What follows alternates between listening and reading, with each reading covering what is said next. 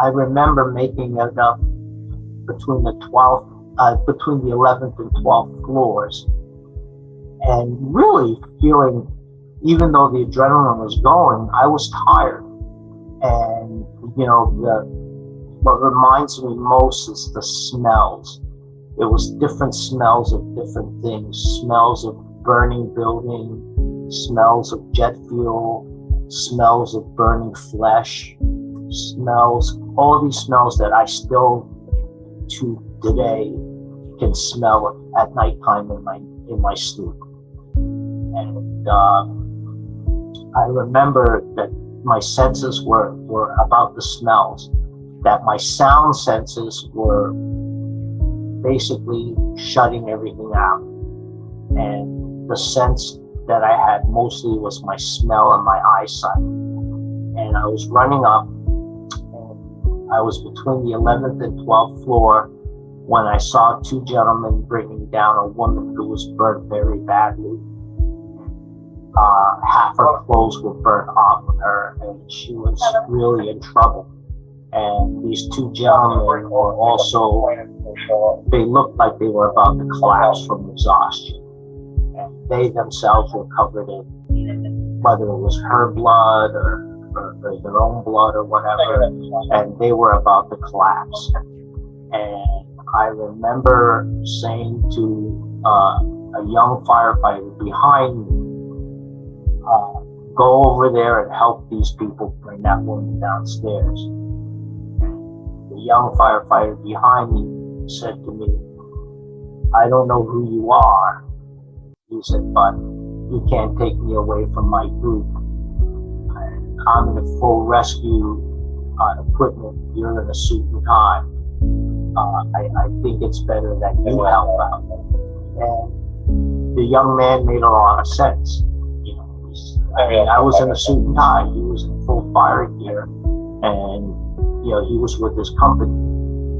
So I went across and I grabbed the woman, and I tried to administer the oxygen tank and everything else, but it just, I don't know, in my panic and everything that was going on, I just couldn't seem to get the oxygen to work.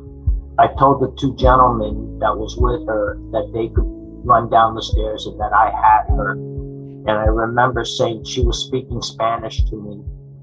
And I remember she was talking about her niños, which were her children. And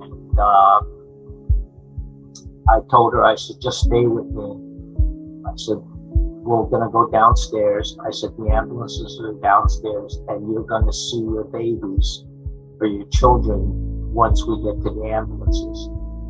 And I said to her, and I don't speak Spanish, I speak broken Spanish, but I said to her, I said, if we get downstairs, I said, you're gonna see your children, just help me, I can't carry you, you have to help me.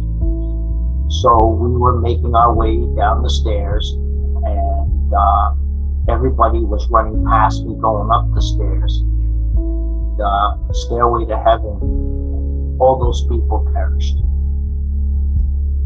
And I got down to the lobby, and when I got down to the lobby of the South Tower, now understood the North Tower was hit first, and the South Tower was hit second. And again, time was of no concern of mine, but my concern was this lady.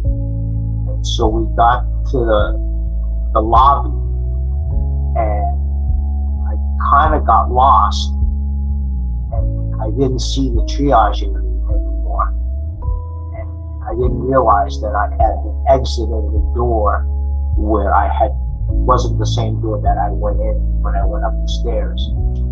And I remember seeing her skin burned, and half her clothes was missing.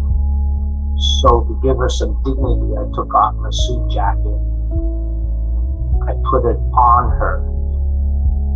And that was the last time I ever saw my suit jacket or my badge.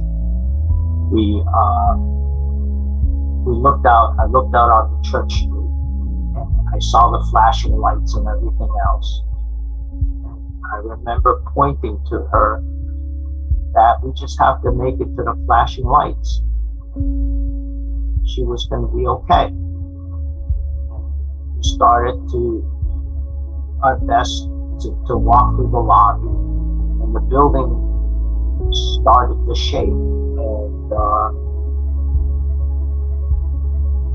And people, the building imploded, but what happened with me and this lady was the floor opened up as we were walking. The floor opened up like a sinkhole. It just opened up on us.